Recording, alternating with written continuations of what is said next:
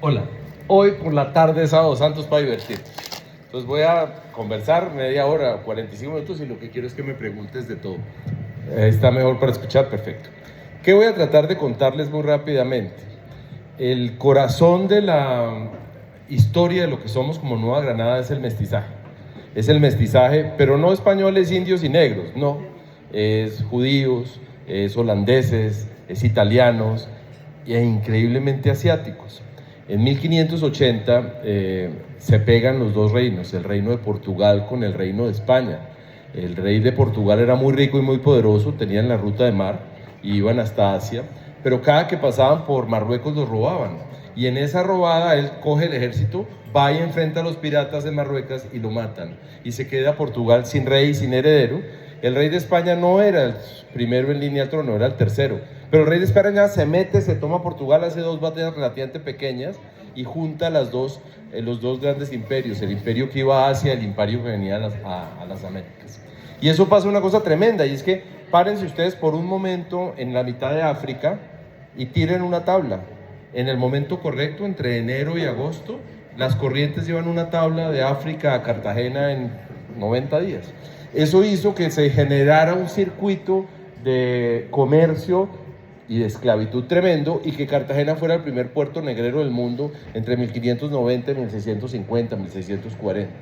Ese influjo trajo a los negros, claro, esclavizados, tremendo, pero trajo a los portugueses. Casi todos los piratas eran holandeses, entonces empezaron a llegar holandeses, pero después los piratas fueron franceses y después fueron británicos. Entonces empezó a llegar medio mundo a Cartagena, y pónganle a eso la cultura negra, la cultura india y el catolicismo. En ese caldo de cultivo es el entorno en el que vamos a hablar hoy y nos vamos a divertir. La primera cosa, bruja. ¿Qué significa la palabra bruja? Y no describe una realidad única, nombra 4 sistemas históricos diferentes. Por un lado, todo el tema de la persecución herética, los herejes, esa tradición europea. Por el otro lado, la resistencia cultural, la mujer como defensora de su cultura. Por lo tercero, todo lo que fueron los indígenas, su cultura y sus formas de... Y lo cuarto, hoy, la autoafirmación cultural. Hoy tenemos neopaganismo, hoy tenemos pues, una estética neogótica y paganos modernos, y hay casi que una afirmación de identidad y de poder. Entonces, detrás de eso, y como resumiendo, pues hay 4 brujas. La bruja europea de los siglos XV al XVIII, que es la bruja, la mujer desterrada, aislada, usualmente pobre, que la persiguen por ser hereje, por no hacer lo que la iglesia esperaba, y que en efecto la queman. Me acuerdo una historia de los rockeros. ¿Se acuerdan de Aleister Crowley, el famoso oscurantista británico? Este tipo compra una abadía, una vieja abadía maldita. Y era una abadía donde están todas las monjas viviendo, y empiezan a ver que llega el demonio volando, que la sodomiza el cura, todas las cosas más tremendas. Entonces queman a la abadía completa con las monjas adentro. La compra Aleister Crowley, y ahora después la compra Led Zeppelin, y se vuelve el lugar de Led Zeppelin. Y cuando van a mirar allá con Led Zeppelin, el tipo con su dinero trae un investigador y se da cuenta que la abadía es muy húmeda, y que los sótanos de la abadía tenían, donde guardaban el pan y todas las cosas en invierno, tenían hongo, cornezuelo de centeno. Y hoy sabemos que el cornezuelo del centeno se usa para hacer LSD. Entonces estas pobres monjas andaban en una traba tremenda y las quemaron a todas vivas. Esa es la monja europea, la que nosotros vemos en las películas, la monja aislada que la queman en la hoguera por ser una hereje, porque buscaba a Satanás o al demonio. La segunda bruja es la bruja negra, la bruja caribeña, la bruja que dejó la colonia, que es, y les voy a contar ahorita historias de 3 brujas de estas tremendas. Es la historia de esta mujer que tiene sus saberes, que tiende a ser sanadora, pero que usa su poder. Entonces, tenemos casos en México. Ustedes saben que en México, cuando le echan el mal de ojo, de verdad hay casos comprobados de muerte. Los han investigado, y ¿saben qué encontraron? El guano, la materia fecal del murciélago, fermentada, genera hongos que dan una neumonía no tratable. Entonces, claro, una mujer que tenga este conocimiento y pueda poner cenizas o de ese guano en el lugar correcto, en el momento correcto, puede hacer que al tipo le dé neumonía y se muera. Y hay venenos y hay otras cosas, del veneno del pez sapo y otras cosas. Entonces, claramente había unos saberes históricos allí que servían. Y hay cosas más interesantes. Hay gran acervo histórico de las mujeres negras con una sexualidad muy diferente a las mujeres blancas. En Cartagena, en Getsemaní, había un mercado tremendo de negras libres, negras zorras, que vendían secretos del amor a las mujeres blancas para poder mantener a su marido. Entonces, todo este tema de la sensualidad, la sexualidad, pero no te puedo hacer daño, y el sincretismo religioso generó una bruja caribeña perseguida por la Inquisición, pero por la Inquisición caribeña. Lo tercero es que tenemos saberes indígenas. Tenemos, no sé, chamanas, magas, como los quieran llamar, mujeres indígenas que tienen más que ver con el equilibrio, con sanar con su comunidad. Ellas no van a hacer mal, no son las grandes amadoras, pues los secretos sexuales, no, pero son unas sanadoras de su cultura, ¿sí? Y lo cuarto, el neopaganismo que se está hablando y ha surgido, personas no católicas que tienen otras creencias, que rescataron un poco los dioses griegos o los romanos con diferentes versiones, y adicionalmente que asumieron una estética neogótica.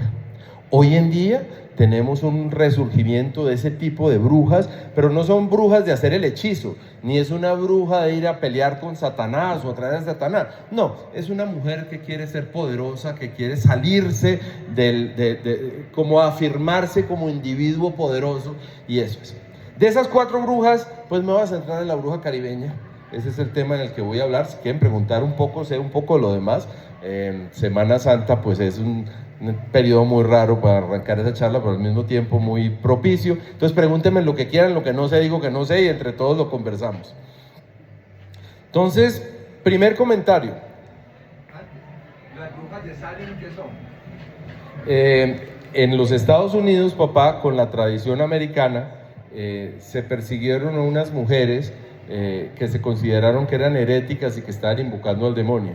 El pueblo completo las persigue, hacen un supuesto juicio religioso, un pecado religioso, y las queman. Y esas son las famosas brujas de Salem, muy manipuladas mediáticamente. La historia hoy de las brujas de Salem es muy compleja. Volviendo un poquito al arranque de la bruja caribeña, lo primero que les quiero decir es, tenemos hoy en Colombia unos 15 procesos de brujas que se han rescatado y que los estudiantes de doctorado, de historia, de antropología han encontrado. El más notorio de todos, una bruja que estuvo en La Habana, que vino a Cartagena y logró hacerse juzgar 3 veces por la Inquisición. Ahorita les presento el caso en detalle. La segunda, una bruja blanca, una mujer que se cree, y Barrachina, un autor español, en la novela Calamarí, llega a sugerir que pudo haber sido hija de Francis Drake. Ahorita le cuento la historia, y ella misma se entrega a la Inquisición y le hacen un juicio a una bruja blanca, ¿sí? Y lo tercero es que en Cartagena había una pelea de los demonios de Cartagena con los de Tolú, y en Cartagena, en esos mundos de Getsemaní, se habla de las brujas de Tolú. Las brujas de Tolú. El tema es porque hubo un juicio de 25 mujeres al tiempo. En 1633 se juzgaron 25 mujeres de Tolú porque supuestamente estaban haciendo aquelarre y tenían relaciones sexuales con varios demonios al tiempo. Me voy a referir a esos 3 casos. Me voy a meter a mencionarles una bruja peruana y eso al final, pero para que tengan ahí el tema. Quiero que ustedes se paren en Cartagena. Imagínense que yo soy el obispo de Cartagena y tengo que evangelizar a la gente. Primera pregunta, ¿cuánta gente vivía en Cartagena en 1600? 15.000 personas, 15.000. ¿Cuántos eran blancos permanentes?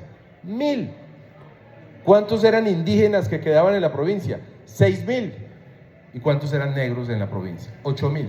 Entonces, imagínense usted salvar el catolicismo con 6.000 indígenas a la brava tratando de evangelizarlos, 8.000 negros y solo 1.000 blancos, pues no se podía.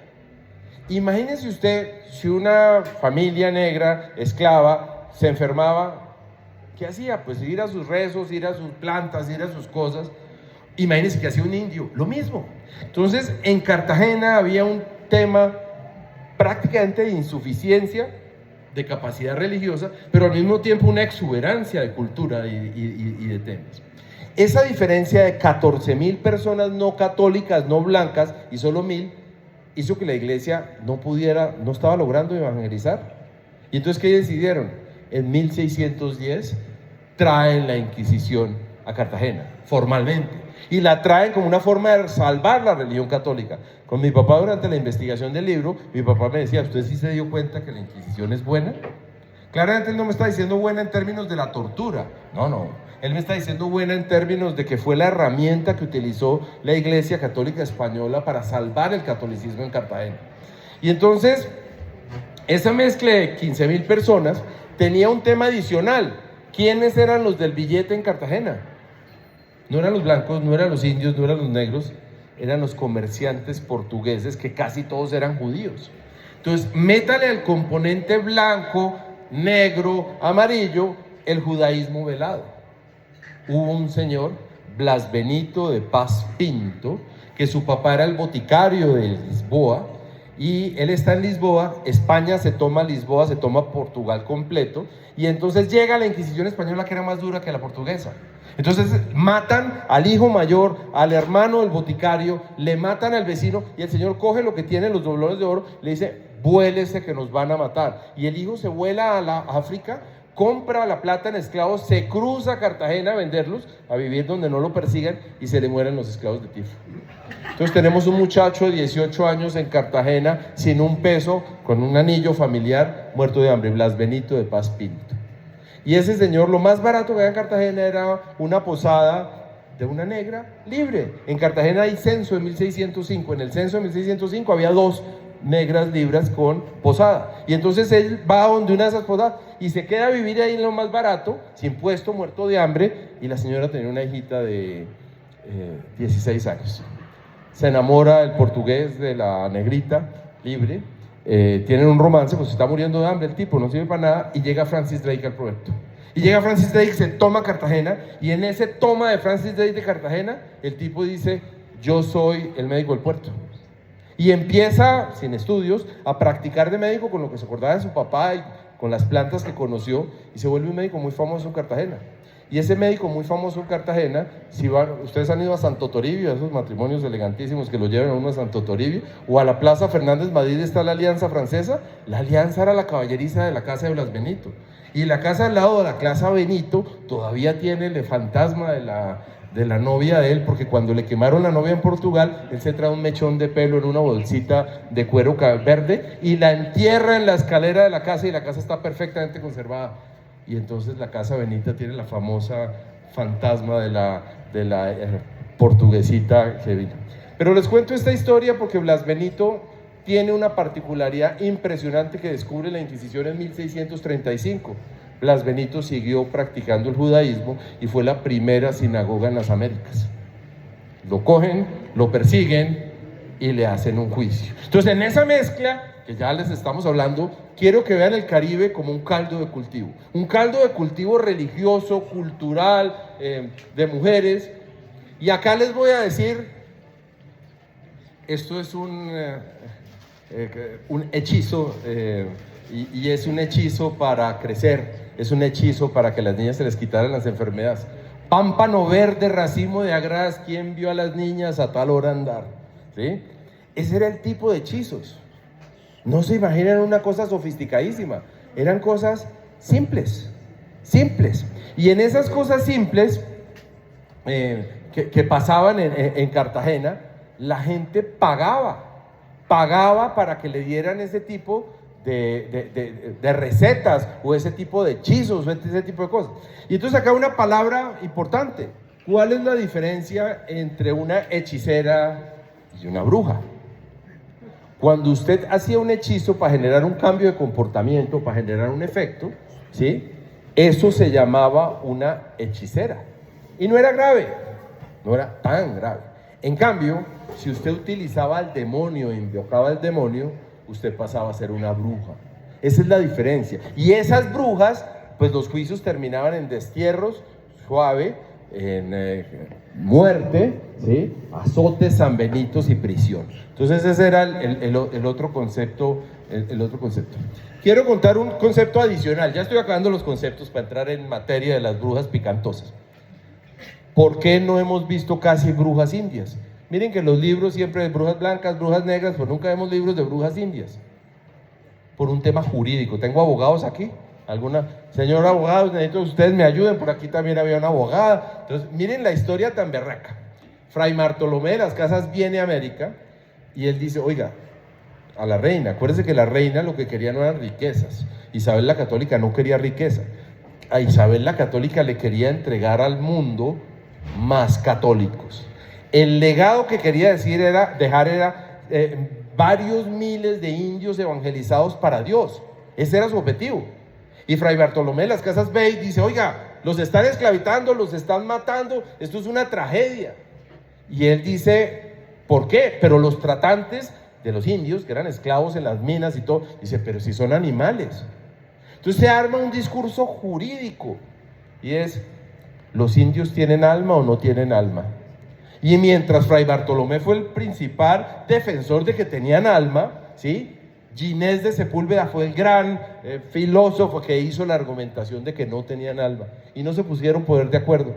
¿Y sabe dónde va esto? Al Papa Alejandro VII, paréntesis, que había sido inquisidor, paréntesis, que fue el que le dio el imperio alemán, pues austrohúngaro en esa época, al rey de España. Bueno, ese Papa se sienta y dice, ¿sabe qué? Los indios sí tienen alma, lo que pasa es que tienen una capacidad intelectual de un niño y por eso necesitan a quien se los encomendemos. Por eso jurídicamente no se podían juzgar los indios en la Inquisición. Por eso no tenemos historias de brujas en la Inquisición indígenas, porque jurídicamente no tenían la jerarquía ni tenían la personalidad jurídica. Sí, no podían hacerlo. Entonces, por eso las brujas que uno encuentra, y ahí me devuelvo lo que les estaba diciendo, los juicios de la Inquisición que se encuentran son blancas y negritas. Y entonces, el que le interese, eso fue en 1571 y lo sacó de la jurisdicción de los asuntos de fe. Tengo aquí todas citas, vainas, todos, y el que al final quiera, bien, se acerca y le doy los artículos de lo que quiera. Entonces, el primer comentario es, hablemos de la Inquisición un momentico. Hablemos de la Inquisición europea, del proceso, de las penas y de los delitos. ¿Cuándo empieza la Inquisición? La Inquisición como función arranca en 1200. A los curas, cuando los ordenaban, les daban funciones. Una de las funciones era ser inquisitorial, preguntar. También les daban la función de hacer exorcismos, solo que tenían que pedir permiso para ejercerla, ¿sí? Entonces, 1200. En Europa, y arranca en Alemania, en Italia y Francia la función. Ya como institución, esta es una organización de 1470, empieza a funcionar en Europa. En Europa es brutal, la parte norte es brutal, los primeros casos, mujer sola, abandonada, sin marido y lejos, bruja y quemada, y fue una cosa brutal. En Inglaterra, como hubo protestantismo, hubo mucho al comienzo, pero cuando después de Enrique VIII se baja un poco los procesos en volumen. Entonces, voy a leerlo igual. Los dominicos recibieron la función, los dominicos. Después los dominicos fueron los responsables de la institución. Y esos dominicos tenían que mirar si una persona era hereje, o sea, conscientemente tomaba una decisión equivocada al catolicismo. Eso es lo que se buscaba. ¿Y cómo se buscaba? Por denuncia, ¿sí? Por acusación, por autoincriminación o por inquisición de un cura. O sea, el cura hacía proceso inquisitorial y lo lograba, ¿sí? La herejía es un mal que se debe extirpar. La Inquisición no pretendía matar al otro, no, lo quería rescatar. Entonces, el sentido del proceso inquisitorial era que la persona se sometiera al juicio, se arrepintiera, pagara la pena y se resocializara, ¿sí? Entonces, después de todas estas salvajadas, se suponía que Cuando España asume la Inquisición formalmente, hay un inquisidor famosísimo, sale en las películas, Torquemada, ¿no? Y el Papa Alejandro VII, ¿sí? Pero en España pasa una cosa loca. Toda la Inquisición dependía del Papa. En España negoció con el Papa Acuérdese que tenía los lazos de que el rey español era muy poderoso y le pone el imperio a favor del rey, del papado y del catolicismo, pero a cambio toda la iglesia de las Américas reportaba al rey. El rey era la figura más poderosa en la iglesia, entonces la Inquisición reportaba al rey. Y eso va a ser muy importante porque tenía un sentido económico interesantísimo. Una de las penas era quitarle la plata a la gente, pero también tenía una herramienta política. Entonces estamos en España, Torquemada. Torquemada es un salvaje. Entiendo que de Torquemada dicen que quemó 80.000 personas. O sea, se imaginen esa barbaridad de lo que era. ¿Cuántas personas se murieron por la Inquisición en Cartagena? ¿Quién dijo? Ay, papá, no me hizo. Él hizo la investigación conmigo. 5 personas hicieron la. Pero para que se ríen, porque mi papá ya me dañó el chiste, lo arreglo. Sabe que uno lo mataron in mortis. O sea, lo sacaron y lo quemaron. Y el otro lo quemaron in esfigie. Hicieron una estatuilla en madera y lo quemaron. Se lo quemaron 3 personas. La Inquisición de Cartagena fue muy dura en la búsqueda, muy salvaje, muchos paranoicos. Cuando vayan a Cartagena, párense en la plaza Simón Bolívar, miren el Palacio de la Inquisición, en la pared lateral está la ventanita de la Inquisición. En Cartagena se volvió que todo el mundo le pasaba cartas a todo el mundo y lo metía en la ventanita de la Inquisición. Entonces usted quería vengar del Señor. Yo creo que se le oí decir, ahorita les cuento los juicios, ahí tengo unos ejemplos. Pero vamos al tema. ¿Qué procesó la Inquisición? Hombre, los protestantes, ¿sí? Los musulmanes, los cristianos nuevos o falsos cristianos, que eran los judíos, y los cristianos viejos. La Inquisición también cogió a los cristianos. ¿Por qué? Primero, por renegar. Que Dios no me quiere ni mierda. Para la Inquisición, maldea, o sea, para la Inquisición. Había gente que terminaba en la Inquisición presa un mes y con latigazos porque por un maldito sea, un reniego de Dios, o lo que sea. Por blasfemar cogían los cristianos. ¿Sí? Por errores.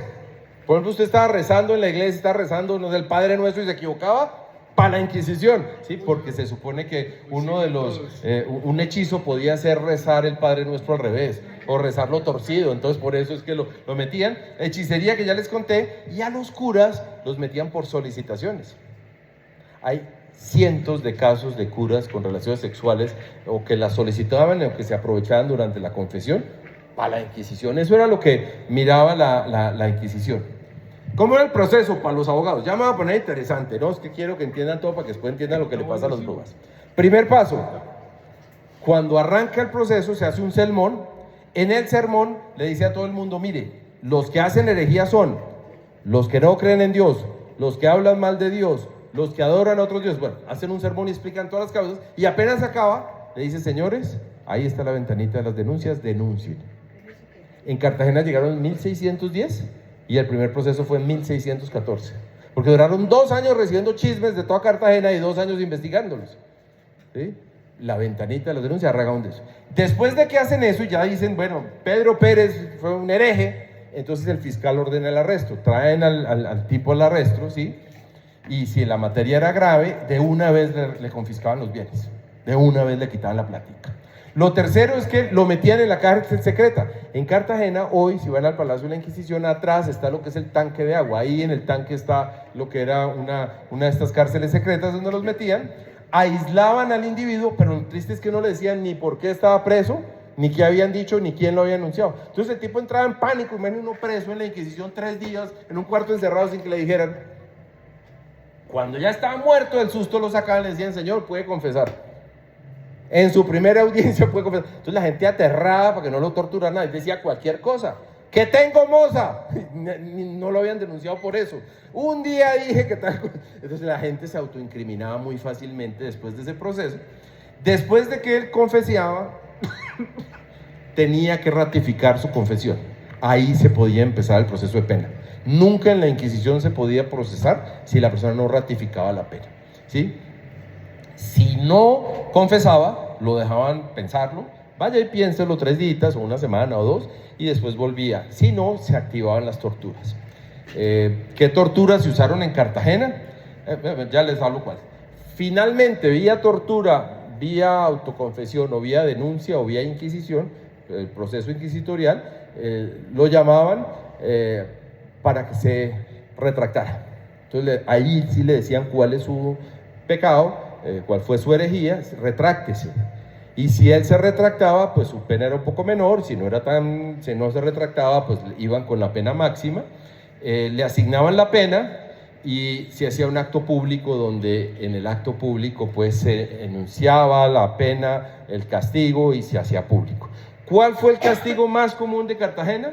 El más común: póngase el San Benito blanco, el gorro puntudo y téngalo 2 años. No se lo puede quitar, y cuando se lo quite lo cuelga en la puerta de su casa, que todo el mundo sepa que usted es un hereje. Ese fue el castigo más común de Cartagena. El segundo castigo más común de Cartagena, los látigos.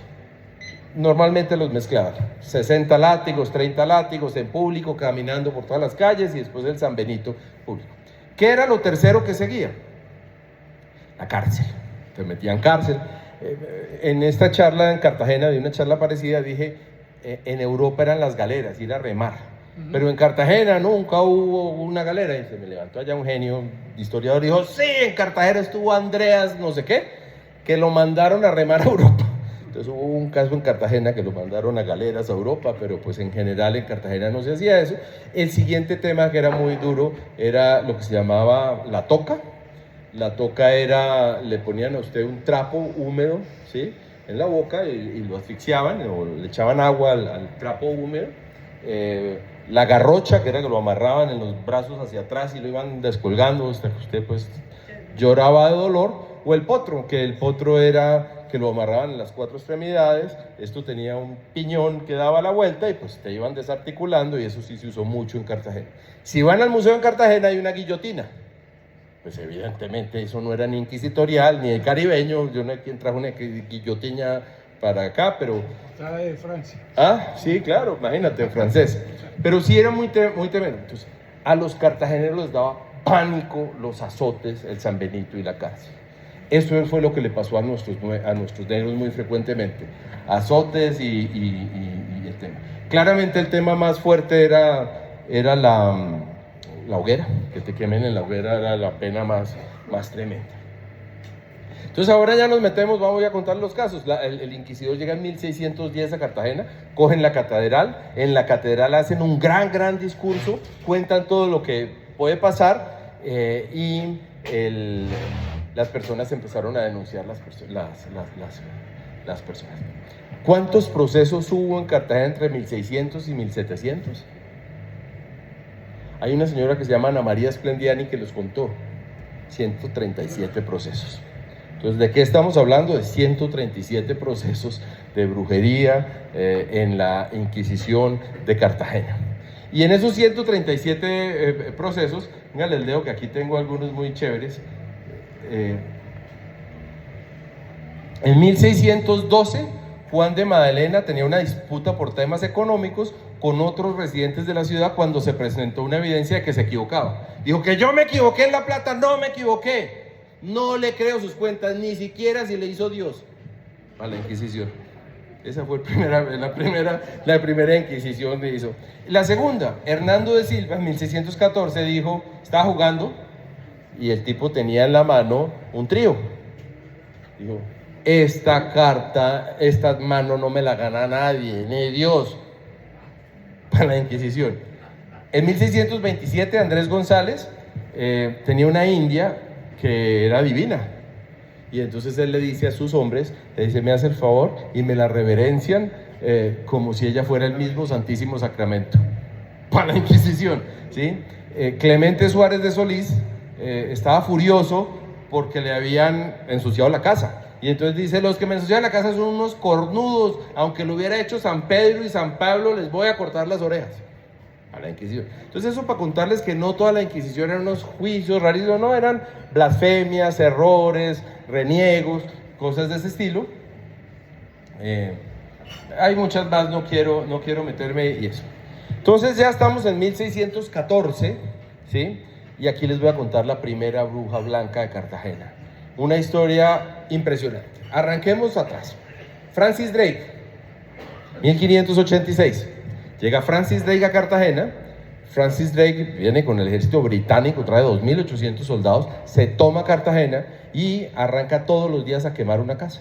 O me entregan la plata o quemo una casa. O me entregan y no le dan la plata. Todos los ricos se han ido para Turbaco y no hay plata. Entonces, Francis Drake cambia de estrategia. Pone un cañón, lo monta frente a la catedral que ya tenía los arcos y todas las semanas le pega un cañonazo a la catedral. ¡Bran! No se ha caído, pero ya se va a caer, les van a dar la razón. Sigue quemando las casas y sigue tomando la catedral. ¿Y esto por qué es importante? Porque en el procesito, Francis Drake se queda en Cartagena 90 días. Un poquito menos, pero pues 90 para arreglar. Y en esa quedada de 90 días, pues ¿quiénes estaban en Cartagena? Los negros, los pobres o los que no tenían marido. Entonces había una señora, esposa de un genovés, Lorenza de Acereto, su mamá se quedó en Cartagena porque pues el marido estaba afuera, estaba la señora sola y era divina la señora. Entonces Francis Drake va, se toma a la señora y es tan bonita que no se va al pillaje a meterse con 100 mujeres, se queda con ella los 90 días. Y la casa existe. Cuando estén hoy en Cartagena, se paran en la catedral, cruzan la calle, ahí hacen 3 casas y ahí está. Le acaban de poner el nombre Casa Drake, no es un nombre original, pero ahí está la casa, existe. Era la casa de un teniente, al teniente lo capturan en la batalla y el tipo lo va a matar y él le dice, yo le entrego un valor, un rescate y no me mate. Entonces él no lo mata y le dice, bueno, entonces su casa va a ser la mía. Y Francis Drake se queda ahí con la señora del navegante Acereto. Durante los 90 días la señora parece que se portó muy bien, ayudó a salvar gente, etc. Y ella se enamora de Francis Drake. Ella cree que Francis Drake se la va a llevar y no se la lleva. Entonces cuando vuelve todo el pueblo, todo el mundo la repudia. Y pa' peor, aparece embarazada. Entonces esta señora tiene una hijita pelirroja. 9 meses después. Nadie sabe si era la hija de Francis Drake, no había prueba genética, pero Barrachina, el español, dice que hubo una hija de Francis Drake en Cartagena y esta niña, pues su mamá la cuidaba, la odiaban, la repudiaban, era la hija del pirata. Imagínense usted ese odio tan berraco. Y esta niña crece y cuando tiene 4 años se le muere la mamá de neumonía. Entonces cogen la niñita y se la entregan a un cura y el cura la bota ahí con los esclavos y a la niña, Lorenza de Acereto, la crían los esclavos. Y crían a Lorenza y Lorenza aprende a bailar. Aprende a bailar y a mover las caderas y aprende los remedios y aprende los brebajes. Cuando Lorenza tiene 12 años es una monaza pelirroja lindísima y el escribano de Cartagena la compra. El escribano de Cartagena compra a Lorenza y se la lleva y es su mujer. Pero el señor tenía sus desviaciones y les encantaban las orgías en donde mezclaba las esclavas y las cosas. Paréntesis, Manuel Zapata Libella, Chango el Grasputas, hay un capitulito ahí que cuenta que había como una especie de escuela de geishas en el Caribe para entrenar esas queridas que tenían estos tipos. Ese señor tenía de eso. Entonces el tipo tenía esas orgías tan berracas. Entonces Lorenza, pues la violaban, no sé, le hacían de todo. Entonces esta coge y empieza a preparar brebajes para dopar a su propio marido y para hacerlo impotente. Cuando llega la Inquisición y se anuncia, Lorenza va a ella misma y le dice al cura, oiga, acúseme que soy bruja. Pero si la vamos a quemar, no diga eso. Entonces Lorenza le cuenta la historia y en la historia de esto el cura le da pesar de la China y entonces el cura, que él no tenía la jurisdicción, él no era el inquisidor, la mete presa 8 meses en el Santa Teresa a full habitación, full comida, ¿sí? Y le pone de única pena los 8 meses y 35 kilos de velas de cebo para proteger a las iglesias, a los santos.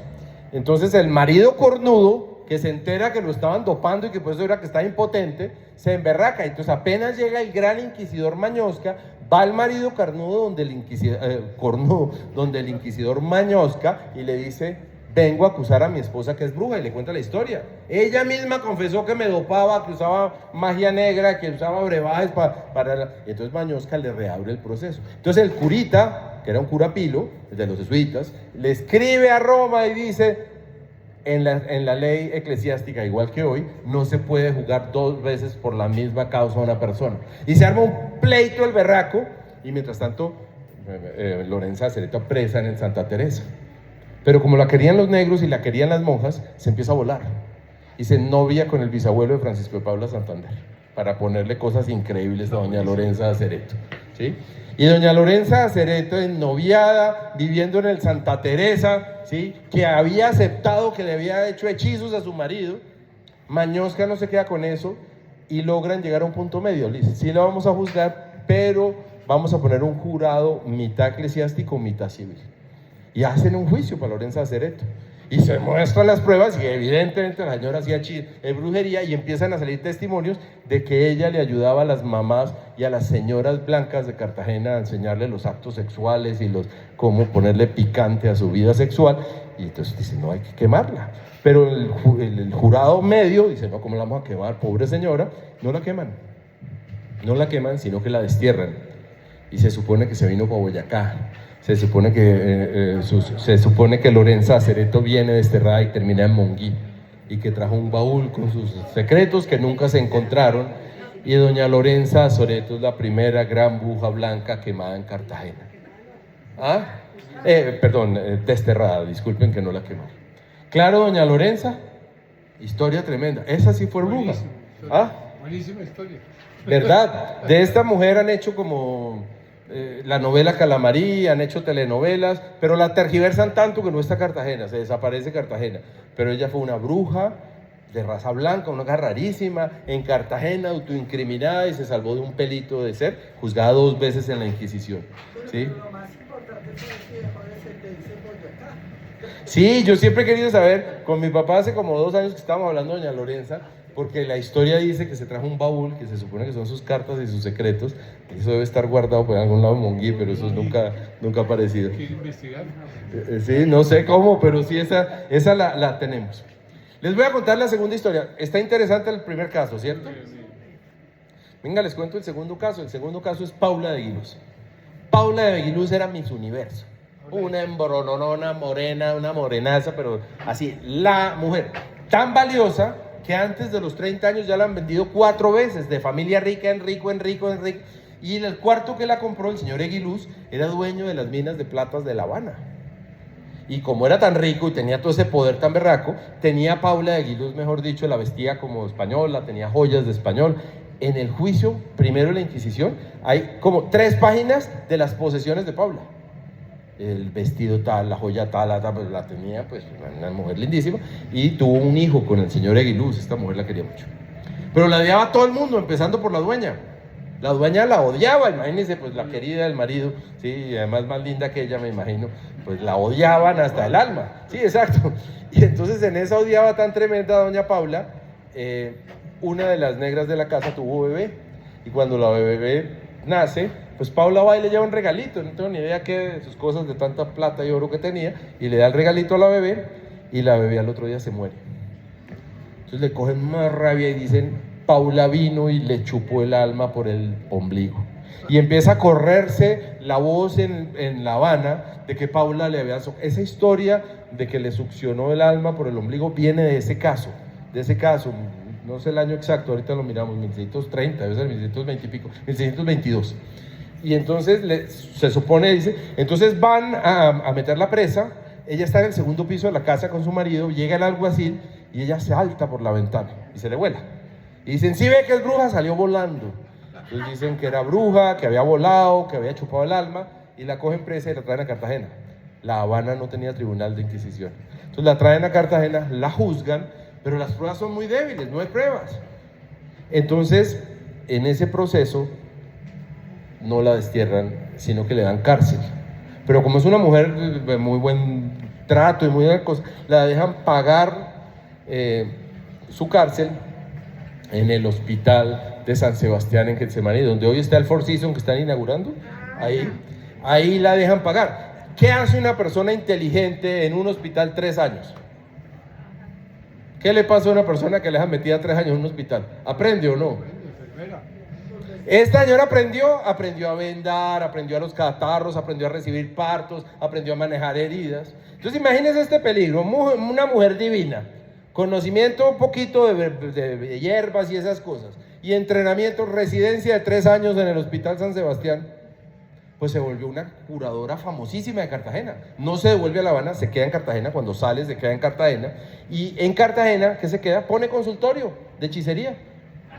pero también de medicina, y entonces ella atendía los catarros, los partos, los fracturados, las heridas, y entonces Paula se vuelve importantísima. Y como tenía esa habilidad sexual y toda esa experiencia y todo, también empieza a enseñarles a tener vida sexual a las blancas. Entonces, a raíz de ese tema, se escandaliza a la iglesia, la llaman a juicio y le hacen segundo juicio. Pero Paula de Aguiluz es muy inteligente. Entonces, como ella ya entiende el proceso, en la primera instancia, antes de ser torturada, confiesa todo. Y confiesa unas barbaridades. Dicen que ella está poseída hace una década por el demonio Mantelitos. Ahí sale la historia de Mantelitos. Y que Mantelitos le encantaba sodomizarla y le encantaba no sé qué, y cuenta, y que ella había sacado un cadáver de yo no sé dónde y tenía huesos, y con los huesos de ese era que hacía hechicería. Cuenta un caso así, mejor dicho, parece una barbaridad. Entonces de una vez ya la van a procesar, imagínense, pues ese caso tan rico, lleno de historia, de vaina, esta pobre bruja la iban a matar. Y cuando la llaman a que ratifique, dice: yo no he dicho nada de eso. Eso había sido el día que yo estaba poseída por el demonio, pero yo no he hecho nada de lo que ustedes dicen. Eso anula el juicio. Entonces esta señora le mama gallo a la Inquisición. Dura 3 años en juicio, no la pueden juzgar, va el caso a España y dicen: anule todo y vuelve a empezar. Entonces vuelve y arrancan el proceso. Mientras tanto, como era tan buena sanadora, la sacaban de la cárcel a que curara y todo. Mi papá se consiguió una historia, y es que cantaba aleluya cuando estaba en la iglesia. Ese es el apodo de ella, aleluya, y cantaba muy bonito. Y entonces hay un libro en Colombia, para que lo busquen, que se llama Aleluya, que es la historia de ella. Y entonces esta mujer le hacen el tercer juicio. Cuando está en el tercer juicio, que ya la van a quemar, se enferma el obispo. Entonces suspenden el juicio, la sacan del juicio, ¿sí? Y al sacarla del juicio se va a vivir a la casa del obispo 2 meses a cuidarlo, ¿sí? Entonces tenemos la peor bruja de Cartagena, juzgada 3 veces, pruebas de que sabía hechizos, pruebas de que sabía medicina, pruebas de que sabía hierbas, pero la sacan a que cuide al obispo. El texto de la acusación de Pablo Aguiluz, yo tengo el documento, el que lo quiera. Un loco allá, tiene uno que estar loco para hacer eso, un loco español hizo una tesis de doctorado, son como 300 páginas de transcripción de todos los juicios. Entonces, interesantísimo, porque ahí se da uno cuenta de un tema muy importante, y es que lo que era la brujería negra hablaba de cultura negra, de las cosas que les pasan a ellos.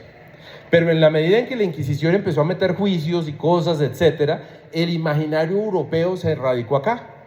Entonces, un ejemplo, nosotros no tenemos cabros, los cabros no son de aquí, así de La Guajira diga que sí, no son de aquí. Los cabros llegan acá y se popularizan en 1750, ¿sí? Pero el imaginario del cabrón, que es europeo, se mete acá. Y empiezan a aparecer en los juicios de Inquisición el cabrón macho, el macho cabrío que viola a las mujeres. Después empieza a aparecer que sodomiza a los hombres. Eso que es europeo empieza a aparecer en los juicios acá, en el de Paula y de todo. Lo segundo es que empiezan a aparecer las brujas voladoras, que es europeo, ¿sí? Y por eso en Cartagena, si van en la puntica, los tejares van a ver la puntica ahí, el cabello de ángel, que llaman el hilo de ángel, que para que no se sienten las brujas, porque ahí empieza el imaginario europeo de las brujas voladoras, que tiene mucho que ver con Aleister Crowley, la abadía de Londres, de esas trabas, estas pobres en invierno comiendo hongo, comiendo cornezuelo. Entonces, claro, se sentían volando. Eso es un poco el imaginario del vuelo. Entonces sí aparece el imaginario de las brujas volando, y empiezan a aparecer descripciones de aquelarres. Los aquelarres no eran de aquí. Los aquelarres no, en los primeros casos no había historias de aquelarres. Pero ya en 1650, 1640 empiezan a aparecer aquelarres. En el juicio de las, ya me olvidó, 30 brujas de Tolú, ya hablan del aquelarre. Lo pronuncian como si fuera Shabbat, no Shabbat de los judíos, Sabbat, porque eran los sábados. Y entonces hablan de los juicios de las mujeres que tenían reuniones, que se encontraban, que rumbeaban. Entiendan también que en 1630, 1650 ya había tambor africano, los indígenas tenían flauta y los indígenas tenían maraca. Hay evidencia que en Getsemaní ya las tabernas tenían tamborilero y maraquero, ¿sí? Entonces usted imagina un español, que la música que oye un español es música de viento, una flautica, ¿sí? Y de pronto las primeras cuerdas, y ahí llegan unos negros ahí con el tambor, y le meten el indígena con la maraca. Eso es demoníaco. Entonces, estaban empezando a ver esos sonidos en Getsemaní. Entonces, en ese momento histórico, esos sonidos, esas cosas, pues claro, se reúnen 10 a bailar, todos ahí bien apretados, bien sudados, ahí moviendo el tambor. Pues una aquelarre. Entonces, a las brujas de Getsemaní las procesan y se acusan las unas a las otras para evitarse la tortura. Entonces, cada una dice algo peor de la otra. Entonces, el juicio es una locura. Eso parece pues una orgía absoluta, tremenda, loca, bárbara, y todas, en general, todas tienen que un demonio se les aparecía, las acompañaba, se aprovechaba de ellas, pero les daba el poder. ¿Sí? Es más o menos una historia repetitiva y hay muchas negras. María Laó, Lecuona, en 1930 hace María Laó, que es muy famosa y después se vuelve la canción de salsa famosa. Parece que María Laós era una denominación genérica para negras, tamborileras, rumberas, etcétera, que fueron acusadas en la Inquisición. Entonces estamos en ese momento histórico, empiezan a dar las negras, las cosas, y Paula de Agrús fue como uno de los grandes procesos. Que si fue bruja, pues pónganle ustedes el nombre que quieran, que si sabía hechizos, sí sabía. Que si sabía plantas, sí sabía. Que si sabía medicina, sí sabía. Que si sabía los artes del querer, sí sabía. Ahora, ya que si volaba y no volaba, pues eso no sé, pero todo ese tema cultural que asustaba tanto a los españoles, pues esta señora sí sabía. Les voy a contar una tercera historia, porque esta es la bruja más rara que he encontrado. Esta es de Lima, Perú, no es de acá. Sería María Pizarro en Lima. Yo la estoy investigando porque quiero hacer un personaje que de pronto viva acá en una novela que pienso escribir sobre Villa de Leyva. Entonces esta historia me la voy a transculturalizar a hacer. Esta es una niña que es nieta de Pizarro el Conquistador. Es nieta de Pizarro. Es de malas porque es la cuarta, entonces la gran fortuna de los Pizarros se va diluyendo y el pedazo de su familia le queda al hermano mayor. Entonces ella, de hecho a la hermana que se casa con un señor Juan de no sé qué. Entonces ella se queda sin fortuna. Tiene un pequeño atico de ganado que le da leche. Entonces una mujer no tan rica en Lima. Bien elegantes, entonces ella no está tan rica para casarse tan bien y empieza a tener alucinaciones y empieza a tener el mal del coro o epilepsia, no saben muy bien si está poseída o eso, y esta china empieza a tener, entonces se vuelve una china mal partido. Entonces la mamá toma la decisión que la va a apostar casar bien a la hermana menor, no a ella. Entonces la mamá pone toda la plata y necesita que esta la declaren interdicta, que ella está embrujada. ¿Por qué necesita eso? Para poner la fortuna en la chiquita, para que la chiquita se case bien. Y esta china empieza a tener posesiones demoníacas, gritos y vainas y risas inesperadas. Cuando le preguntan por qué se ríe, ella ve cómo hay unos mostricos que le hacen cosas chistosas y ella pues se ríe. Entonces María Pizarro empieza a tener más y más y más y más, hasta que la iglesia decide que sí es una posesión demoníaca y toma la decisión de hacerle un exorcismo. Y le hacen el exorcismo y mejora, pero vuelve y recae, mejora y vuelve y recae. Y empiezan a hacerle más exorcismos, y durante un lapso de 5 años llega a tener maratones de hasta 36 horas de exorcismo, curas que se turnan para hacerle exorcismo. Una cosa absurda. Y en ese proceso de María Pizarro en Lima, un día de tanto exorcismo, que ya está casi bien, casi limpia, empieza a ver espíritus bondadosos. Y ya no está viendo demonios, sino ángeles. Y entonces los curas, en esa cosa tan rara, que hacen un exorcismo si sale un ángel, pues preguntarle, ¿Dios me mandó algún mensaje? ¿Tengo que decir algo de no sé qué? Y los curas empiezan a conversar con los espíritus o los ángeles que están dentro del cuerpo de María Pizarro. Y María Pizarro, en ese proceso tan largo, empieza a pedirles tesoros, empieza a pedirles regalos, y les dice que por favor que le den un regalo a la niña para que se pueda hacer monja, para que sea una monja muy valiosa, necesita una gran dote, y empieza a pasar un proceso muy raro ahí, y entonces vuelve y se meten los demonios y vuelve, y la señora, las historias muy raras, entonces deciden dejarle un curo tiempo completo para que la vigile. La señora tiene 2 embarazos en ese periodo, ¿sí? Ella dice que son del demonio. Uno de ellos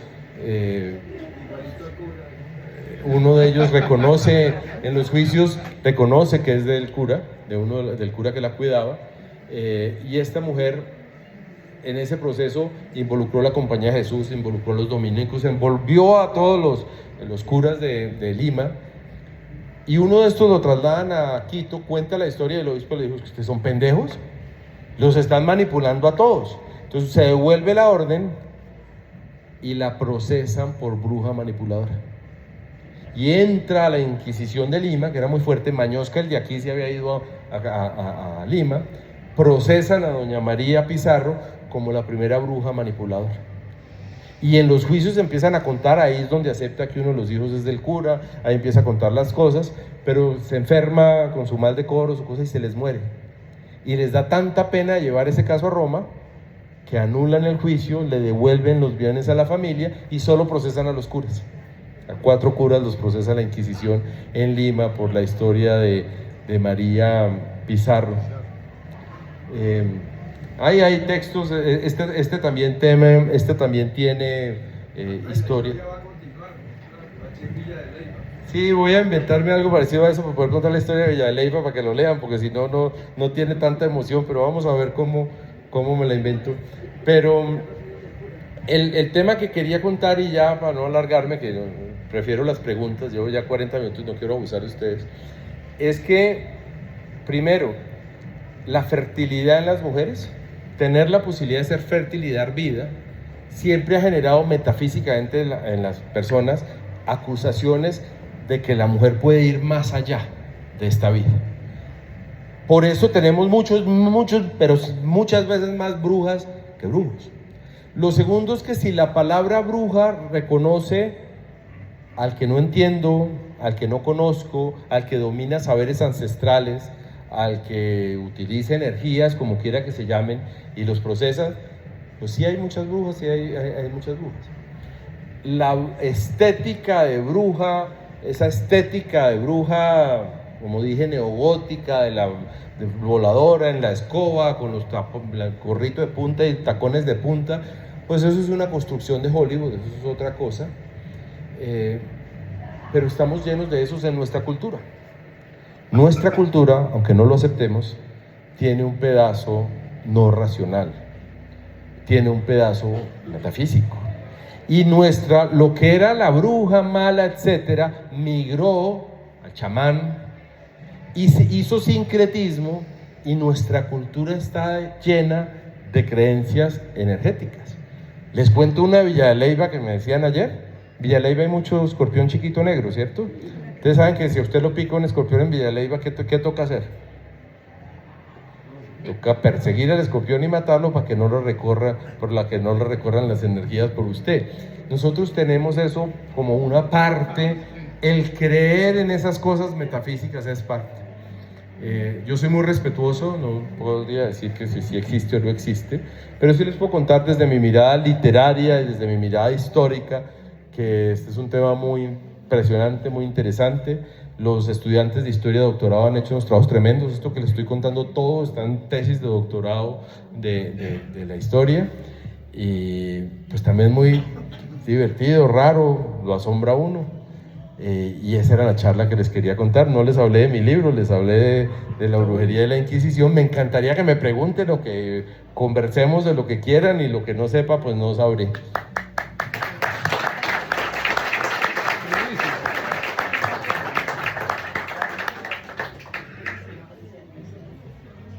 No sé si alguien quiera saber algo, quiere que nos metamos en algún temita, por favor. Tengo una curiosidad. Cuando estamos abordando el tema, entonces la esclavitud considera que el esclavo es una herramienta parlante, no tienen alma, etc. Y eso hace que ellos se vuelven, ¿no? se escapen y se van aquí en Cartagena al Palenque. Y hoy en Palenque enseña al palenquero. Entonces me pregunta, ¿hay alguna conexión de lo que tú has dicho con Palenque en este momento? Todo. Mi libro se mete al tema. Entonces, voy a arrancar atrás, desde lo jurídico. Sí, claro, por eso no había sentimiento de culpa vendiendo al negro. Estabas vendiendo ganado, no había alma, ¿sí? Entonces, como estaban transando una cosa sin alma, no había eso. Ahí es donde es tan disruptivo Pedro Claver.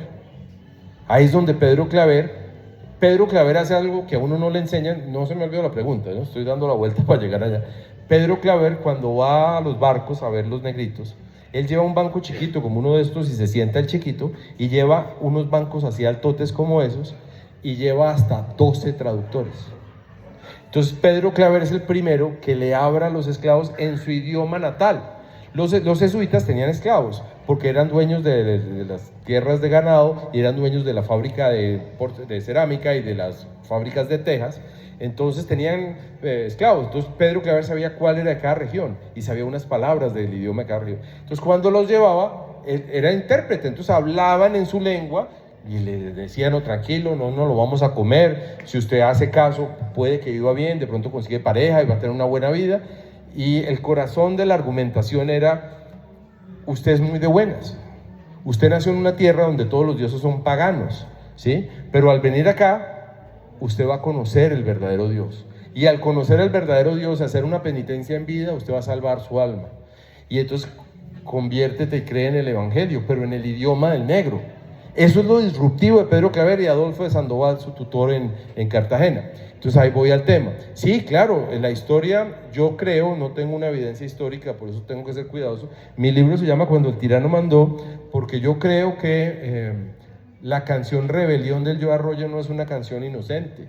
La canción Rebelión del Joe lo que está contando es la historia de Bencos Biojó, y la historia de Bencos Biojó él tiene un fenómeno impresionante, muy de buenas, dentro de lo malo, de la mierda que le pasó, es muy de buenas. A él no lo capturan en batalla, a él lo capturan en su aldea, y lo capturan con su esposa Huiva y sus 2 hijos. Los traen a los 4 a la costa, los venden al mismo mercader, imagínense lo de buenas, los montan al mismo barco, los bajan en Cartagena y los compra el mismo dueño. Entonces él mantuvo su familia unida. En esa familia unida, él era un muy buen trabajador, pero muy recio, él era un rey allá, ¿sí? Cerca, ahí hay un debate si era de las Islas Bijago o si no, si era abajo de Benín, pero bueno. Y entonces el dueño le pegaba a la esposa: no le pegue a la negra que el alma se me envenena, ¿sí? Y entonces Bencos logra volarse con otros 30 negros, con sus familias, y cuando se va atrás, donde empieza el monte, lo que llaman en la época la Matuna, hoy la Matuna es otro pedazo de Cartagena, pero en la Matuna, le mandan al ejército español, y esta gente derrota al ejército español con unos machetes. Entonces se meten a la selva adentro y hacen un fuerte de palos, por eso es un palenque, y hacen el fuerte de palos y le vuelven a mandar al ejército y devuelve la cabeza del capitán en una bandeja. Nunca los pueden derrotar, y Bencos lucha por preservar su idioma, su música, etcétera, y nunca capturan a Bencos Biojó hasta 1621. En 1614 el gobernador le ofrece un pacto, le dice: oiga, hagamos una cosa, yo le doy licencia para entrar a Cartagena comercial y usted no me robe las mujeres, ni las negras ni las blancas, y no me robe ganado. Entonces Benco firma el acuerdo en 1614, se vuelve realidad en 1615, y entre 1615 y 1620 Benco entra a Cartagena libre. ¿Qué es lo que pasa? Que se va chifloreteando. Entonces empieza a vestir como hidalgo, se pone una capa roja de seda, se compra una daga de oro, y entonces entra Bencos en daga de oro y capa a Cartagena y todo, y un día se emborracha y se aprovechan, lo meten preso, lo juzgan. En unas partes dice que el juicio duró una semana, en otra parte, que es la que yo creo, duró 8 meses de juicio, y lo matan. Y en 1621 matan a Bencos Biojó, y el gobernador se excusa con el rey por romper el acuerdo, diciendo que es que él había seguido delinquiendo. Hubo más de 60 palenques, muchos en el Pacífico, en muchas zonas hubo palenques, y sí, en efecto, eran los negros que se lograban. La palabra cimarrón se refería al ganado que se perdía, entonces ellos, antes de llamarlos palenques, se volaron los cimarrones como si fueran ganado, y fundaban palenques. Eso es lo que se...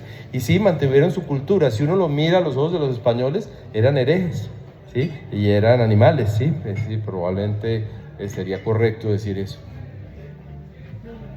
Sí. No sé si alguien quiera preguntarme algo más, por favor. Bueno, no hablamos tanto de brujas, que queda profundizar. Quisiera aprovechar para mencionar el libro de María Cristina Navarrete, que es un estudio muy profundo sobre todas esas etnias africanas. profesora de la Universidad del Valle. María Cristina Navarrete es una investigadora, hizo parte de su doctorado en los Estados Unidos y trabajó mucho sobre los negros, hay muchas historias. Hay un médico esclavo cirujano que, me voy a tirar esa historia, pero vale la pena.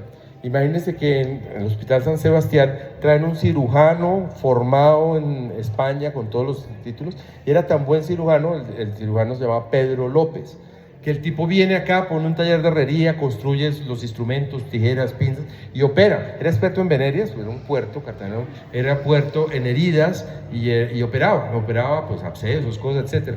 El negro esclavo del hospital, Diego López, resulta tener tan buenas manos que le empieza a ayudar. Y como él tenía tanta clientela, empieza a vivir repleto, y en ese lleno que vivía Diego López, paga su libertad y viene a la Nueva Granada, viene a Bogotá, Santa Fe, y hace una cosa increíble. Paga su libertad y pasa el examen de protobarbero. Se devuelve a Cartagena un negro esclavo con certificado de protobarbero y se vuelve el cirujano de Cartagena. Lo que pasa es que se enamora de la negra Rufina, que era la bruja de moda de Getsemaní, y ponen un consultorio juntos. Rufina lo que él tocaba por parte de ella y cosas del amor, etcétera, y hechizos y eso, y él medicina. Él era muy bueno, era el que llamaban cuando alguien en un duelo con los apuñaleados y todo. Y Diego López, la Inquisición le dice: oiga, usted no puede hacer medicina y brujería al tiempo, y lo procesan, lo van a quemar, y él dice: si yo denuncio a los judíos falsos de Cartagena, como él era el médico de todos, ¿usted me perdona? Y dice: sí. Y entonces él denuncia a los judíos, los judaizantes de Cartagena, y a cambio de eso lo destierran, y él se va a vivir a las minas de Santa Fe de Antioquia, Sagragosa, Frontino, dura 20 años, y se devuelve a Cartagena y pues, practica otros 10 o 15 años más en Cartagena y se muere. ¿Por qué cuento esa historia? Ese es un ejemplo de lo que desenterró la doctora Navarrete. Tristemente, como le dijo mi papá, se nos murió hace año y medio una profesora de la Universidad del Valle, una vieja berraquísima muy importante. Esto es una interpretación mía, bueno, yo soy médico. Entonces, resulta que el óvulo de la mujer lo encontraron hasta 1827. ¿El qué? Los óvulos de los mamíferos. Los óvulos. Los óvulos. Entonces, el misterio de la vida tenía que estar en las manos de las mujeres, porque al final de cuentas el hombre eyaculaba, existía el semen, pero no se sabía qué había dentro de la mujer para dar la vida. Para generar la vida. Entonces, eso podía ser una de las explicaciones por qué hay más mujeres. Esa cosa metafísica en la mujer. Metafísica en la mujer, Muy sí, señor. Ok. ¡Qué delicia! Los invito. Cartagena 1600, léanselo, les cuento una cosa. Esta es mi primera novela. Yo he escrito libros, pues esta es la primera novela. Se lanzó el primer año en Filbo. Lanzamos 1000 ejemplares y acabaron en 4 meses. Lanzamos segunda edición y ayer me contó el editor que entramos a tercera edición. El libro ha sido un éxito. Me recibo en la Academia de Historia de Cartagena con este libro, y Cartagena 1700 ya está escrito.